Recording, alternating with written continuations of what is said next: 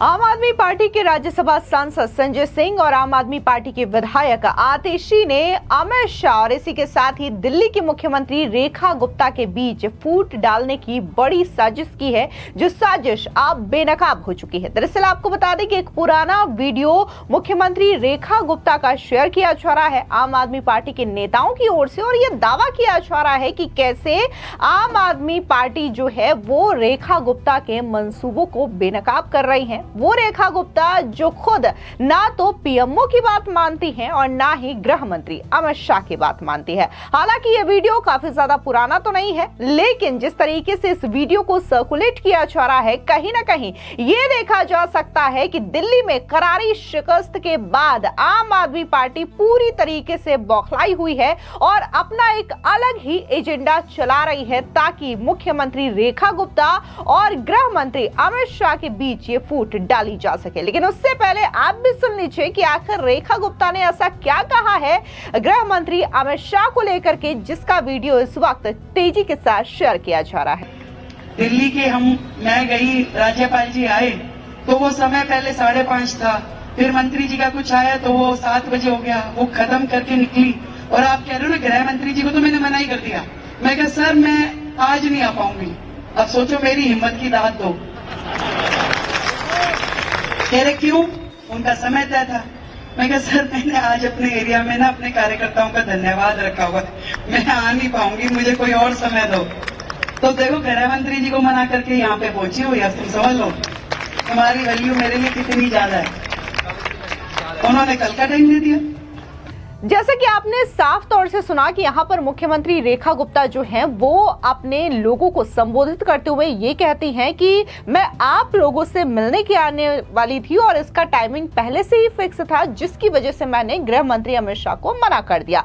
अब जैसे ही ये वीडियो उनका सामने आया तो इसी को मुद्दा बनाते हुए आम आदमी पार्टी के राज्यसभा सांसद संजय सिंह ने कहा कि क्या मैडम वाकई में इतनी ताकतवर है कि गृह मंत्री अमित शाह को ऐसा बोल दे। देखना दिलचस्प होगा कि ऐसे तेवर के साथ सीएम को होम मिनिस्टर का साथ कब तक मिलेगा। इसके अलावा बात अगर हम नेता प्रतिपक्ष आतिशी मार्लेना की करें तो वो कहती हैं कि कौन कहता है कि दिल्ली बीजेपी सरकार को पीएमओ या फिर होम मिनिस्ट्री चला रहे हैं।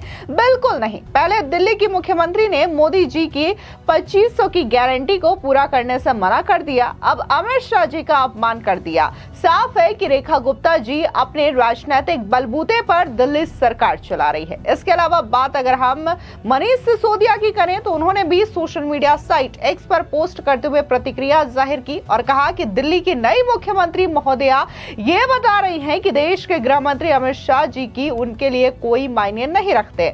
मोदी जी ने दिल्ली की जनता से जो वादे किए उन्हें कुछ नहीं समझती। मोदी जी को झूठा साबित कर दिया। गृह मंत्री की मीटिंग को कुछ नहीं समझती। गृह मंत्री को खुद से छोटा साबित कर दिया। इसके अलावा बात अगर हम सौरभ भारद्वाज की करें तो उन्होंने भी इस पर प्रतिक्रिया जाहिर करते हुए कहा कि बीजेपी में अलग ही महाभारत चल रही है। उन्होंने गृह मंत्री से मोर्चा खोल दिया है और जनता में मजाक अलग उड़ा रही हैं। दरअसल आपको बता दें कि केंद्रीय गृह मंत्री अमित शाह ने बुधवार को मुलाकात के लिए दिल्ली की मुख्यमंत्री रेखा गुप्ता को बुलाया था, लेकिन मुख्यमंत्री ने जाने से इनकार कर दिया। ये बात खुद मुख्यमंत्री रेखा गुप्ता ने शालीमार बाग में आयोजित होली मिलन समारोह में कही थी। दरअसल आपको बता दें कि 12 मार्च को शालीमार बाग में होली मिलन का आयोजन किया गया था और उन्होंने इस कार्यक्रम में मौजूद लोगों से ये कहा कि आप मेरे लिए बहुत मायने रखते हैं। मैं गृह मंत्री को मना करने के बाद यहां पहुंची हूं, मेरी हिम्मत की दाग दीजिए। सुनिए और क्या कुछ इस दौरान मुख्यमंत्री रेखा गुप्ता ने कही। आज दिल्ली सरकार ने केंद्र सरकार के साथ मिलकर एक MOU साइन किया है। हमने यमुना जी की सफाई का काम तो शुरू कर दिया था, काफी हिस्सा साफ होना शुरू हो गया। तो आज MOU साइन किया हमने कि यमुना जी में फेरी छोटा क्रूज वो चलेगा बहुत जल्दी, मतलब समझ लो 3-4 महीने के अंदर। तो आज वो हस्ताक्षर हुए, केंद्र के मंत्री जी आए, दिल्ली के मैं गई, राज्यपाल जी आए तो वो समय पहले 5:30 था, फिर मंत्री जी का कुछ आया तो वो 7 बजे हो गया, वो खत्म करके निकली। और आप कह रहे हो ना गृह मंत्री जी को तो मैंने मना ही कर दिया। मैं कहा सर मैं आज नहीं आ पाऊंगी। अब सोचो मेरी हिम्मत की दाद दो। कह रहे क्यों? उनका समय तय था। मैं कहा सर मैंने आज अपने एरिया में ना अपने कार्यकर्ताओं का धन्यवाद रखा हुआ है, मैं आ नहीं पाऊंगी, मुझे कोई और समय दो। तो देखो गृह मंत्री जी को मना करके यहाँ पे पहुंची हो, या तुम समझ लो तुम्हारी वैल्यू मेरे लिए कितनी ज्यादा है। उन्होंने कल का टाइम दे दिया, अब उनको तो काम करवाना है मुझसे। एक मीटिंग हुई बड़ी हाई पावर मीटिंग, तो मैंने कहा गृह मंत्री जी को कि सर दिल्ली की ये समस्या ये समस्या ये समस्या, कह रहे मुझे समस्या मत बताओ, समाधान अब तुमने ही करना है। मैं कहा ठीक है सर। तो ये आप समझिए कि दिल्ली के इतिहास में अब एक नया अध्याय लिखा जाने वाला है, जहां डबल इंजन की सरकार जब काम करती है, जब मोदी जी का नेतृत्व होगा और दिल्ली सरकार एक मंच पे बैठ के, उस दिन सब हंस रहे थे, कह रहे देखो भाई आज केंद्र के गृह मंत्री और दिल्ली का मुख्यमंत्री इकट्ठे एक मंच पे बैठे हैं और दोनों मुस्कुरा रहे हैं। नहीं तो केजरीवाल जी तो खाली दिल्ली सरकार को, मोदी जी को, सारे सिस्टम को गलियाते ही रहते थे। अब वो सरकार आई है जो 27 साल बाद आई है, परंतु एक दूसरे पे दोषारोपण करने के लिए नहीं, सिर्फ काम करने के लिए। एक ही एजेंडा है, काम काम और काम। और इसीलिए मैंने तो भाई अपने ये जितना परिवार है ना, आज ही सुन लो भाई, अब रेखा खाली तुम्हारी नहीं पूरी दिल्ली की है। कहीं तुम सोचो भाई हाँ भाई ये कह रही मेरी शादी में इसके उसके, भाई नहीं आ पाऊंगी ज्यादा, भाई तुम मन से मत लगा ना। अब काम करने के लिए बनाया, अब तुम ही में तो ये भाभी कह रही हो, बड़ा मजा आता है अभी तेरे को टीवी पे देख के। मैं कहा अच्छा काम कर रही हूँ इसलिए आता है ना, कह रही हाँ। तो मैंने कहा करने दोगी, कह रही हाँ करने दोगी। तो मैं कहा ज्यादा निमंत्रण मत देना, फिर सबको बता दिया मैंने, कहीं तुम गुड़गामा की शादी का कार्ड दे दो मधु गोपाल जी, क्या आज ही आना बहन जी, आऊं नहीं कभी भी, बता दिया मैंने। क्यों 1 घंटा जान का 1 घंटा आन का, आधा घंटा 2.5 घंटे अगर मैंने दे दिए दिन में से। अब मनीष गुप्ता जी से पूछो जरा, वो रात को 12 बजे जब पहुंचती फिर 10 मिनट मेरे को भी दे दो, बात करनी है। मैं कहा टुमारो मॉर्निंग, ऐसी हालत चल रही है, आप बात कर रहे हो। एक ही मिशन है, एक ही ध्येय है, दिल्ली को ने जो आशाएं रखी है हमारी सरकार से और मोदी जी ने जो विश्वास किया आपकी बहन पे, उसे पूरा करना है। ये जो शालीमार बाग की धरती है, यहाँ से साहब सिंह वर्मा जी जैसे मुख्यमंत्री हुए हैं, आज वो ऊपर से देख रहे होंगे, 15 तारीख को उनका जन्मदिन भी है, कितना खुश हो रहे होंगे कि देखो शालीमार बाग को ही ये मौका दोबारा क्यों मिला 27 साल के बाद। तो जहां पे कहानी खत्म हुई थी ना, वहीं से कहानी शुरू करनी है, क्योंकि इन लोगों ने तो बीच में कुछ किया ही नहीं है। आज जो दिल्ली का कहानी है अब वहीं से शुरू होगी और डबल गति से, डबल एनर्जी के साथ काम करना है और पूरी ईमानदारी के साथ। मैंने कईयों को बोल दिया, रोज सुबह 2-3 को डांट देती हूँ, क्यों? मैं अभी गलत काम बोलना मत, करूंगी नहीं, चाहे किसी की भी अप्रोच ले।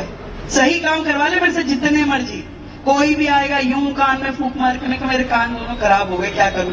जिस दिन से मोदी जी ने ड्यूटी दी है ना, कह रहे रेखा समझ लियो भाई। मैंने कहा ना, कह रहे तेरे रिश्तेदार कहीं घड़े ज्यादा पीछे तो नहीं पड़ेंगे। मैंने कहा नहीं भाई, सबको पता है कि इतनी बड़ी जिम्मेदारी जो मिली है दिल्ली की, मेरे सारा परिवार जो ये है उनको पता है कि रेखा यदि ये जिम्मेदारी अपने कंधों पे उठा रही है तो आप सबका नाम रोशन करने के लिए उठा, और कोई भी ऐसा काम हमें करना नहीं है जिससे हमारे समाज की, दिल्ली की या मोदी जी की निगाह नीचे।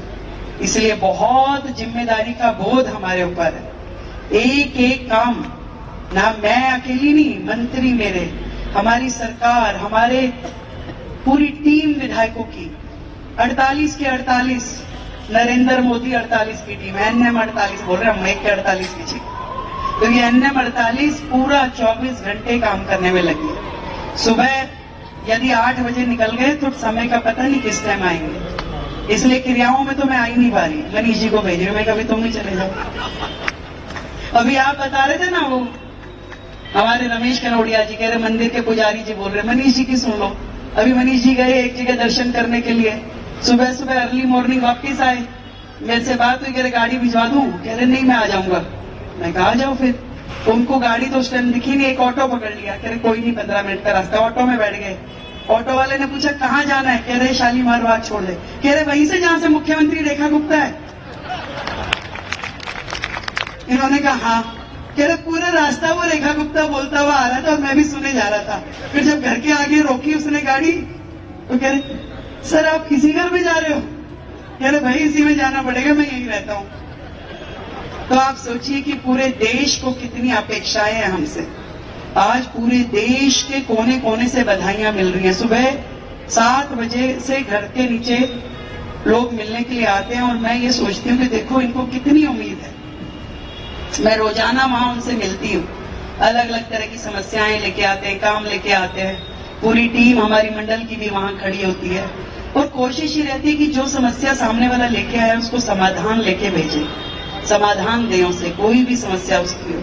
और ये जिम्मेवारी बहुत बड़ी है, पर इतनी कोशिश रहेगी ये कमल का फूल जो अब खिला है अगले 50 साल तक दिल्ली में खिला रहे। इतना काम करना है, अगले 50 साल तक कमल खिला रहे। इतनी मेहनत करनी है, इतना काम करना है और इसमें मुझे आप सबका साथ चाहिए, सबका आशीर्वाद चाहिए, क्योंकि आप ही लोग तो मेरी ताकत हो और आप नहीं तो मेरे संघर्ष के 30 साल मेरा साथ निभाया है।